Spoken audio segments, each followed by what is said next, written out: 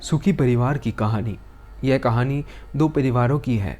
दो अलग अलग परिवार जिसमें सदस्य तो एक बराबर थे, लेकिन एक में हमेशा झगड़ा होता रहता था, वहीं दूसरे में लोग बेहद शांति और सुख से रहते थे। यह दोनों परिवार एक दूसरे के पड़ोसी भी थे। झगड़ालू परिवार की पत्नी हमेशा इस बात से अचंभित रहती थी कि जहां उसके घर में हर दिन कोई ना कोई झगड़ा हो जाता है, और दूसरी तरफ उनका पड़ोसी परिवार है जो कभी नहीं झगड़ते।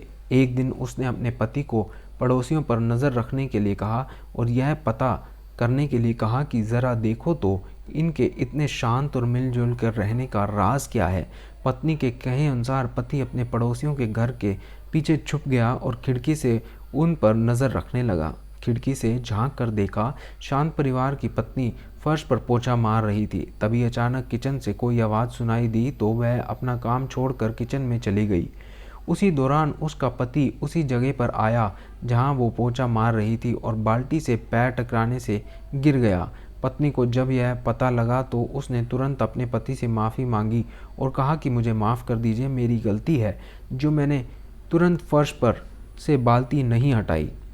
तब पति बोला, नहीं, इसमें तुम्हारी गलती नहीं, मेरी गलती है, मुझे ही देखकर चलना चाहिए था। यह घटना देखकर उनकी खिड़की से झांक रहा झगड़ालू परिवार का पति सारी बात समझ गया।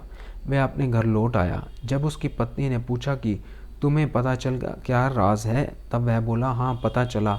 हमारे और उनके परिवार में सिर्फ इतना सी बात का फ़र्क है, जहाँ हम लोग हर छोटी छोटी गलती के लिए एक दूसरे को जिम्मेदार ठहराते हैं और झगड़ते हैं, उसके परिवार वाले हर गलती की जिम्मेदारी खुद लेते हैं और माफ़ी मांगने और उस गलती को सुधारने के लिए हमेशा तैयार रहते हैं। परिवार हो या कोई रिश्ता तभी अच्छे से चलता है जब अभिमान को दूर रखा जाए। हमेशा मैं ही सही हूँ और मैं कोई गलती कर ही नहीं सकता, यह एटीट्यूड के साथ कोई भी परिवार या रिश्ता नहीं चल सकता। आप भी अपना एटीट्यूड बदलिए और अपने रिश्तों को बनाए रखिए। हमारे इस चैनल को सब्सक्राइब